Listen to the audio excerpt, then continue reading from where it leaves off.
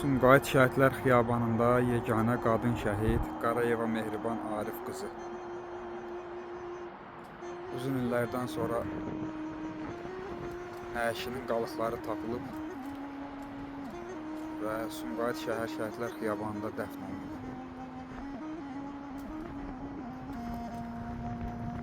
Şəhidimizin doğmalarına həm baş sağlığı, həm də göz aydınlığı verirəm ki, nəhayət ki, onların da ziyarət etməyə bir yerləri var. Çünki şəhidimiz uzun illər itkin kimi qeydə alınıb. Amma bugün çox şükürlər olsun ki, Şəhidlər Xiyabanında öz